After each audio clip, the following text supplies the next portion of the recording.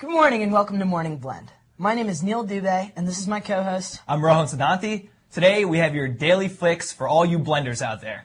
First, we're going to start off with some technology talk to make sure that your technology game is on point for 2011. That's right. Rohan, what are the gadgets we got to look out for in 2011? Exactly. So we're looking at a bunch of different gadgets, but the one I want to highlight is the tablet PC technology. With the explosion of the iPad last year, it's commonplace in homes to see the iPad. It's easy to use. You can go on your computer, quote unquote, without having to wait for it to boot up or anything like that. You can enlarge web pages for all of you aunties out there who need to put on their glasses and uncles. You can look up movie tickets. You can do work on it. Pretty easy.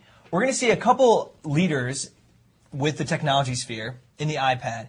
Samsung and RIM are going to be the two to look out for in 2011. I'm going to be really interested to see what happens with 3D television this year. The brands to look out for are Panasonic and Toshiba. But there are a couple of reasons why 3D TV is going to be slow to catch on. The first is our HD TVs and our Blu-ray players. Okay, we've spent a lot of money on those gadgets. I know we have. And I'm perfectly happy with the picture quality. Right. I know it's going to be some time before I move on to the next technology. And also those 3D glasses, they're pretty expensive. They're around $150 a pop. And just, with the risk of losing them, breaking them. That's the thing. It's also a little annoying wearing them. These things take about 10 years to catch on. I think we're in the second year of this cycle. It's going to be a little while before 3D TV is full on, but certainly look for it to make a splash. I would say some other things are stay on the smartphone game. You're going to see your smartphones be more than just phones as they have been for the last couple of years. I'm hearing things like they could be remote controls for TVs. Oh, yeah? Different things like that. Anything 4G is going to be hot this year. We want to move on to a more serious topic that's definitely a pressing issue in our community. Heart disease. That's right. Indian Americans are 3 times more likely than the average American to be a victim of heart disease.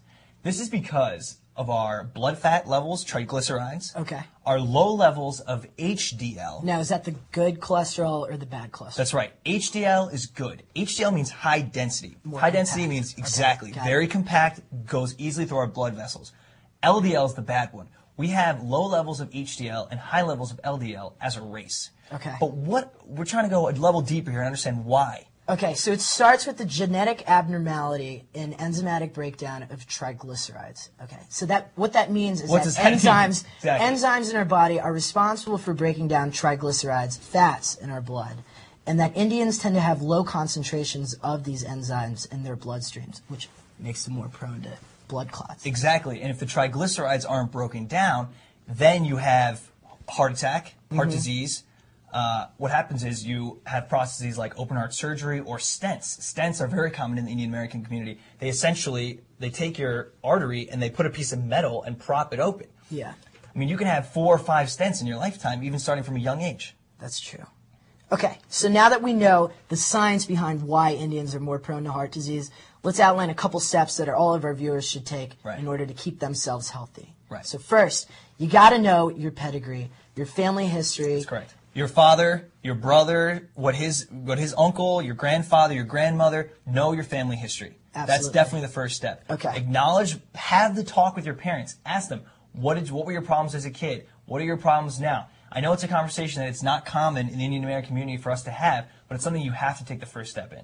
The next step is to get your cholesterol tested. After you're 18 years old, it's important to get that stuff checked every year. That's right. You got to make sure your diet's healthy. You got to make sure you got your healthy activity that you do frequently in order to prevent this before it occurs. Once you figure out what the problems are with your diet and your lifestyle, change them. Your parents aren't going to say, no, you can't get that gym membership if your cholesterol is high and you need to be working out. Change your diet, adapt your needs so that you can spot problems early instead of fixing them later on. Heart disease is a very serious issue for our community, and we hope that you all can imbibe this issue, what we've said to you, take it, learn from it, and try to prevent it in the years to come.